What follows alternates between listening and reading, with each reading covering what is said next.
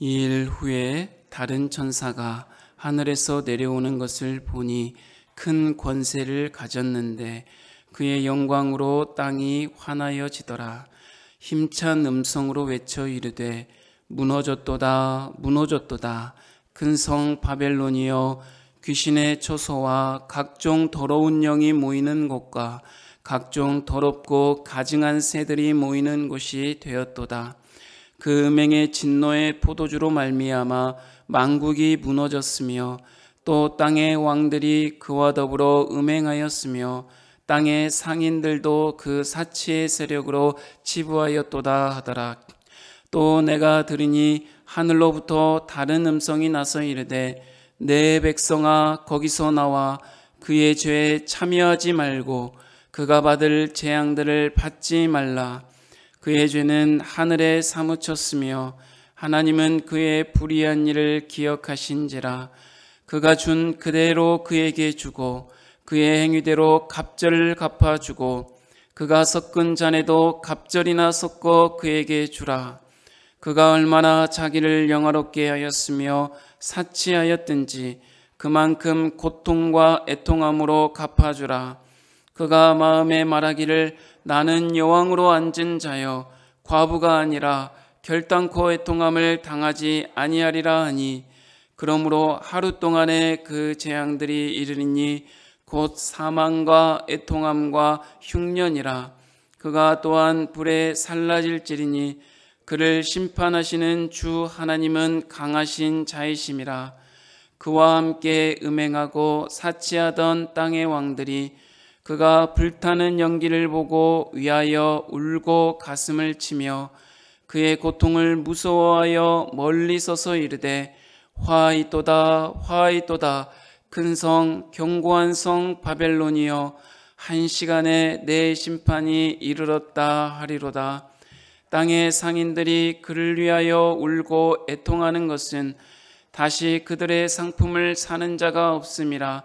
그 상품은 금과 은과 보석과 진주와 세마포와 자주 옷감과 비단과 붉은 옷감이요 각종 향목과 각종 상아 그릇이요 값진 나무와 구리와 철과 대리석으로 만든 각종 그릇이요 계피와 향료와 향과 향유와 유황과 포도주와 감난유와 고운 밀가루와 밀이요 소와 양과 말과 수레와 종들과 사람의 영혼들이라.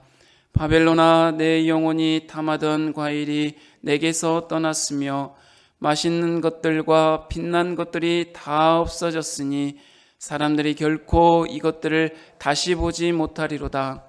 바벨론으로 말미암아 치부한 이 상품의 상인들이 그의 고통을 무서워하여 멀리 서서 울고 애통하여 이르되 화이또다 화이또다. 큰 성이여 세마포옷과 자주옷과 붉은 옷을 입고 금과 보석과 진주로 꾸민 것인데 그러한 부가 한 시간에 망하였도다. 모든 선장과 각처를 다니는 성객들과 선원들과 바다에서 일하는 자들이 멀리 서서 그가 불타는 연기를 보고 외쳐 이르되 이 큰 성과 같은 성이 어디 있느냐 하며 티끌을 자기 머리에 뿌리고 울며 애통하여 외쳐 이르되 화이또다 화이또다. 이 큰 성이여 바다에서 배 부리는 모든 자들이 너의 보배로운 상품으로 치부하였더니 한 시간에 망하였도다. 하늘과 성도들과 사도들과 선지자들아 그로 말미암아 즐거워하라. 하나님이 너희를 위하여 그에게 심판을 행하셨음이라 하더라.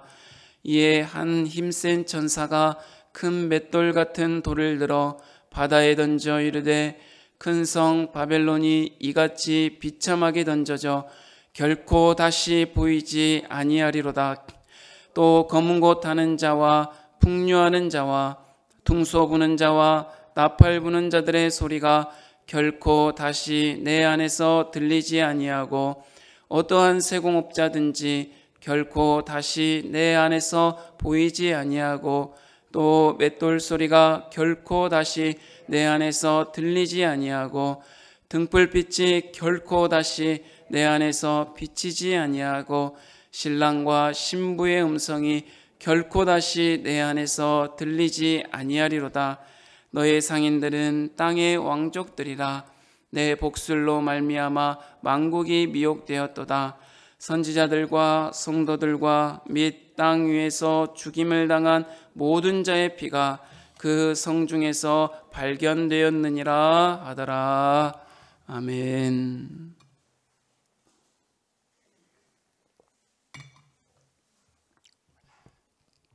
17장에서 20장은 종말에 있을 악의 세력에 대한 멸망과 최후의 심판의 모습에 대해 보여주고 있습니다. 어제 살펴본 17장은 큰 성 바벨론의 멸망에 초점을 맞추면서 음료로 상징된 바벨론에 대한 심판을 분명하게 기록하고 있습니다. 여기에서 바벨론은 역사상 바벨론 국가라기보다는 그 당시의 로마 제국이요, 전 시대를 통틀어서 하나님을 배반하는 우상 제국 전체를 말하고 있는 것입니다. 이제 오늘 본문 18장에는 바벨론의 멸망과 그 멸망의 근본 원인을 좀 더 자세하게 우리에게 말씀하고 있습니다. 그리고 또한 그 이후에 멸망당한 바벨론을 인하여 슬퍼하는 자들의 모습을 기록해 놓고 있는데, 그 슬퍼하는 자들의 그 슬픔의 원인이 무엇인지 살펴봄으로 통하여서 우리는 마지막 때의 심판이 다가올 때 어떻게 받아들여야 될지에 대해서 기록해 놓고 있는 말씀이 오늘 본문의 말씀입니다. 오늘 본문을 통하여서 왜 바벨론이 멸망당할 수밖에 없는지 그 원인을 살펴보며 바벨론이 저지르고 있는 죄악이 혹시 오늘을 살고 있는 저와 여러분에게 있는지 살펴보시고 그 죄악에서 돌이킬 수 있는 은혜가 있기를 주님의 이름으로 축복합니다. 세상으로 대표되는 바벨론은 화려하고 권세가 있습니다. 실제 생활에 미치는 영향력은 막강합니다. 이러한 바벨론은 역사가 앞으로 마침을 고할 때까지 계속해서 형태만 달리할 뿐이지 역사의 무대에 계속해서 등장할 것입니다. 오늘을 사는 저와 여러분의 세대에도 이러한 막강한 영향력을 발휘하는 화려하고 권세가 있는 세상의 힘이 우리를 주장하려고 할 것입니다. 이런 바벨론에게 큰 권세를 가진 천사가 하늘로부터 내려와서 힘찬 소리로 멸망을 선언합니다. 세상 모든 권세를 움켜쥐고 있는 바벨론이 하나님의 심판으로 무너짐을 통해 세상의 진정한 통치자, 세상을 다스리는 주관자가 누구인지, 곧 하나님이신지를 우리에게 말씀하고 있는 것입니다. 성경의 큰 흐름 중에 하나가 있는데 그것은 바로 누가 왕이냐라는 것의 질문입니다. 성경은 항상 누가 왕인지에 대해서 우리에게 생각해 보도록 말씀하고 있습니다. 세상이 왕인지, 하나님이 왕인지, 세상이 우리를 다스리고 통치하는지, 아니면 하나님이 우리를 다스리고 통치하는지에 대해서 늘 살펴보도록 말하고 있는 것입니다. 세상이 우리를 주관하고 다스리는 것처럼 보여도 삶 속에서 우리가 세상 속에 살아가기 때문에 세상의 그 화려하고 막강한 권세 아래 살기 때문에 그 영향력 아래 있기 때문에 우리가 세상을 의지하여 살아가는지, 아니면 이 세상 속에 살면서도 때로는 고난이 우리에게 닥칠지라도 우리가 누구를 의지하며 누구의 지혜를 의지하며 누구의 주권 아래 살아가고 있는지 항상 우리는 되돌아볼 필요가 있는 것입니다. 사랑하는 성도 여러분, 세상의 주권자, 세상의 다스림과 통치하는 자는 우리 하나님께 있다는 것을 분명히 기억하시고, 늘 우리의 삶 속에 고난과 역경과 환난이 다가오지만 우리가 하나님께 속해 있는 자라면 하나님이 우리의 왕되심을 인정하고 그의 다스림심과 통치하심, 곧 하나님의 말씀 안에 거하여 살아가는 저와 여러분이 되기를 축복합니다. 이 바벨론의 멸망의 선언은 곧 누가 왕인지에 대한 질문과 굉장히 연관이 되어 있습니다. 바벨론의 멸망의 근본 원인이 무엇입니까? 그 안에, 바벨론의 그 중심 안에 무엇이 자리 잡고 있었습니까? 더럽고 가증한 악들로 채워져 있었다는 것입니다. 그것은 무슨 말씀입니까? 하나님이 왕이심을 인정하지 아니하고 세상이 왕임을 인정하는 자들의 중심에는 하나님을 대신하는 것들로 가득 차여 있는데, 그것이 바로 더럽고 가증한 우상의 음행의 진노의 잔이라는 것입니다. 저와 여러분도 하나님을 왕으로 모시고 살지 않는다면, 세상을 왕으로 모시고 산다면 그 안에 가득한 더럽고 가증하고 음행과 음란함으로 가득한 진노의 잔이 우리 안에 있다는 것입니다. 그리고 이 죄악은 자기만 멸망하는 것이 아니라 자기하고 함께 생활하는 모든 자에게 그 죄악이 전염된다는 것입니다. 자기도 망하고 땅들의 왕들도 망하고 땅들의 상인들도 망하고 땅들의 선원들도 망하게 된다는 것입니다. 죄는 이렇게 혼자만 끝나는 것이 아닙니다. 주위 사람들을 끌어들이고 같이 망하게 하고 결국은 종국적으로 공동체를 무너뜨리게 하는 것입니다. 그런 죄악의 중심이 바벨론이었다는 것입니다. 오늘 우리 삶의 중심은 어떻습니까? 바벨론의 더럽고 가증한 죄악을 우리 중심에 품고 살아가고 있습니까? 아니면 진정으로 하나님의 자녀로서 우리의 중심이 정말 만민이 기도하는 집이라 말하는 그러한 기도의 삶을 살아가는 것이 우리의 삶의 중심입니까? 아니면 아직도 가증한 것, 하나님을 대신할 수 있다고 생각하는 것들로 우리의 마음의 중심을 잡고 살아가는 성도들이 아닙니까? 만약에 우리의 중심이 하나님의 마음으로, 하나님의 주권으로 가득 차 있지 아니하고 세상의 가증한 것들로, 세상의 힘과 능력과 권세로, 그 화려함으로 우리의 마음이 가득 차 있다면 하나님께서는 우리에게 말씀하십니다. 거기서 나오라 말씀하십니다. 거기서 나와서 하나님의 품으로 가라라고 말씀하고 있습니다. 우리 본문 말씀 4절 한번 같이 한번 읽어봤으면 좋겠습니다. 생각하면서 4절 읽겠습니다. 또 내가 들으니 하늘로부터 다른 음성이 나서 이르되 내 백성아 거기서 나와 그의 죄에 참여하지 말고 그가 받을 재앙들을 받지 말라. 아멘. 우리에게 말씀하시는 음성은 이렇습니다. 우리가 죄악에 거하고 죄악에 참여하고 있다면 하나님께서는 그 죄악에서 나오라라고 말씀하고 있습니다. 여기에서 표현할 때 내 백성아라고 이렇게 표현하고 있습니다. 우리가 구약에서 여러 선지서들을 살펴볼 때 하나님께서는 하나님의 택한 백성을 그 심판 가운데서 하나님을 거부하고 배반하고 돌이켜서 세상을 향하여 나아가는 그 하나님의 자녀들에게도 하나님의 백성들, 내 백성들이라 라고 칭하고 있는 모습을 볼 수 있듯이 오늘을 살아가는 저와 여러분, 때로는 하나님의 말씀대로 살지 않고 내 뜻과 내 생각과 내 판단과 이 세상의 가치관 속에 살아갈지라도 하나님은 우리에게 말씀하십니다. 내 자녀야, 내 아들아, 내 딸들아, 거기에서 나오라. 거기에서 나와서 하나님의 품으로, 내 품으로 돌아오라 라고 말씀하고 계시는 것입니다. 제가 예전에 신년 감사예배 12월 31일이었던 것 같습니다. 막 예수님 믿고 열심히 신앙생활하며 이렇게 살아갈 때 12월 31일 날 교회에서 어머니 모시고 이렇게 예배할 때가 있었습니다. 그때 제가 너무나도 아팠던 것 같아요. 막 정말 쓰러질 정도로 아파서 있었는데 하나님 앞에 예배하면서 저희 어머니 옆에 모시고 예배 드리면서 그 아픈데 제가 하나님 앞에 이렇게 나아가는 예배를 드리면서도 어머니 품으로 자꾸 제 몸이 이렇게 기울여지는 거예요. 왜요? 아프고 힘들고 어려울 때 우리는 누구의 품에 의지하고 기대게 되어 있습니까? 어머니 품에 기대고 의지하고 있지 않습니까? 하나님께서 우리의 아버지 되시고 하나님께서 우리의 부모가 되어주셔서 우리를 항상 바라보고 있습니다. 때로는 우리 세상 속에서 쓰러지고 넘어지고 눈물 흘리고 애통하는 그때에 우리가 하나님의 품으로 늘 안길 수 있는 사람이 되었으면 좋겠습니다.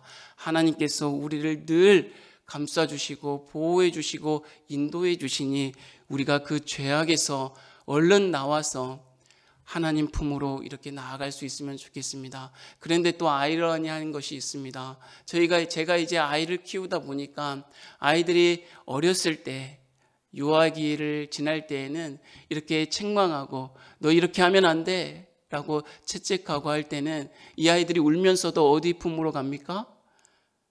어머니 품으로 가잖아요. 울면서도 몇 차례를 맞으면서 회초리를 맞으면서도 아프지만 울면서도 엄마 품으로 막 안기잖아요. 우리 엄마니까. 모든 것을 나를 위해서 감싸주시고 인도해 주시는 보호해 주시는 엄마니까 엄마 품으로 가잖아요. 근데 이 아이들이 자라다 보니까 갈수록 어떻습니까? 여러분 다 경험하시지 않았습니까? 아이들이 이제 초등학교 가고 중학교, 고등학교, 대학교 가고 이제 자기들이 살만하다고 생각하니까 부모들이 책망하고 채찍하고 하면 어떻게 합니까? 부모님 품으로 들어가야 될 텐데 거기에서 나와서 부모님 말씀을 들어야 될 텐데 어떻게 합니까? 이제 내 뜻대로 내 생각대로 살만하다 생각하니까 어떡합니까? 부모님의 말씀을 듣지 않습니다. 세상의 소리를 듣습니다. 세상의 소리가 진리라고 생각하고 자꾸 그 세상의 품으로 나아가지 않습니까? 사랑하는 성도 여러분, 그런 것 같습니다.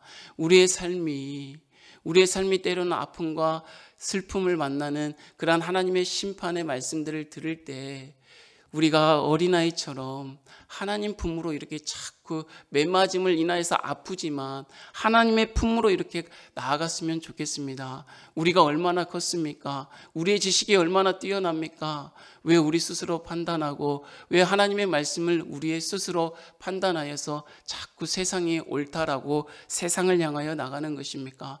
저와 여러분 이 아침에 하나님이 말씀하실 때 내 백성아, 내 아들아, 내 딸들아 거기에서 나와 내게로 돌아오라 말씀하실 때 아플지라도 하나님의 품으로 나아갈 수 있는 저와 여러분이 되기를 주님의 이름으로 축복합니다.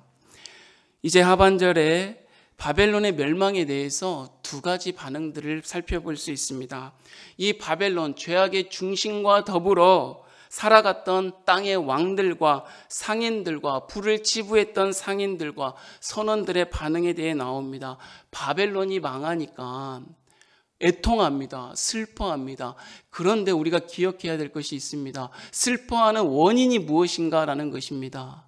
이들은 정말 그동안 우리가 죄악 속에 살았기 때문에 하나님의 말씀대로 살지 못했기 때문에 슬퍼하고 애통한 것이 아니라 그동안 이 바벨론과 더불어 연락하여서 음행을 즐기고 우상을 즐기고 그리고 무엇입니까? 불을 치부하고 살았던 이해관계가 끊어졌기 때문에 다시는 그 부와 권세를 누리지 못함을 인하여서 애통하고 슬퍼하고 있다는 것입니다.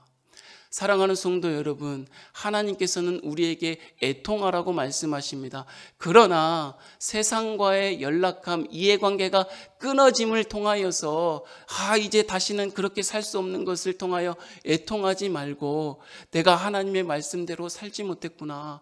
내가 그 죄악 속에서 거하여 내 안이 더러운 영의 소굴이 되게 하였구나 라는 것을 보고 애통하라고 말씀하고 있는 것입니다. 사랑하는 성도 여러분, 하나님의 심판 오늘 말씀해 보면 1시간에 망한다고 이야기했습니다. 1시간에 망하는 분명한 심판이, 임박한 심판이 우리에게 있을 것이다 라고 말하고 있습니다. 그러나 이러한 심판에도 불구하고 하늘과 성도들과 사도들과 선지자들은 즐거워한다라고 이야기하고 있습니다.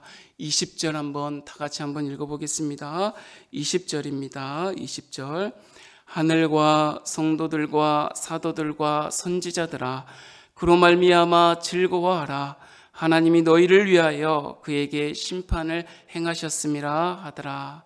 사랑하는 성도 여러분, 저와 여러분은 이 심판의 세상의 삶 속에서도 즐거워하시기를 바랍니다. 우리의 마음은 애통할 수밖에 없으나 즐거워하시길 바랍니다. 왜냐하면 최후의 승리, 어린 양의 승리가 저와 여러분 앞에 놓여져 있기 때문입니다. 그러므로 오늘을 살아가는 우리의 삶이 고난 중에 고난이요 슬픔 중에 슬픔일지라도 우리가 바벨론의 세상의 가치와 문화에 끝까지 믿음으로 살려고 몸부림친다면 하나님께서 기억하시고 저와 여러분을 신원하여 주시고 인도하여 주실 것입니다. 하나님 없는 성공을 바라기보다 하나님과 함께하는 고난을 선택하여 살아갈 수 있는 저와 여러분이 되었으면 좋겠습니다. 온갖 시련 속에서도, 나와 우리 가정과 교회의 온갖 어려움과 시련 속에서도 하나님의 선하신 주권적인 손길을 믿고 의지하며 말씀에 순종하여 살아가는 저와 여러분이 되기를 주님의 이름으로 축복합니다. 하나님 아버지 감사합니다. 하나님의 심판은 한순간에 임할 것입니다. 인간이 아무리 열심을 내고 온갖 방법을 다 동원하더라도 이 초롱성 같은 바벨탑은, 이 세상은 허물어질 것입니다. 흩어져 버릴 것입니다. 하나님, 그것을 바라보며 애통할 수 있는 우리 마음이 되게 하시되, 세상으로 살지 못함을 애통하지 않는 것이 아니라 하나님의 말씀대로 살지 못하였음을 애통할 수 있는 저희들 될 수 있도록 은혜 베풀어 주시옵소서. 하나님 앞에서 눈물로 씨를 뿌리는 자들은 오히려 기쁨으로 단을 거둘 것입니다. 하나님 아버지의 은혜로운 하나님께서 저희들의 삶 속에서 함께하여 주셔서 엄중한 하나님의 심판 앞에서 세상의 유익을 잃어버린 애통함이 아니라 하나님을 사모하는 애통함이 간절해져 살아가는 저희들 되어질 수 있도록, 하나님과 동행할 수 있도록 은혜 베풀어 주시옵소서. 예수님의 이름으로 축복하고 기도하옵나이다. 아멘.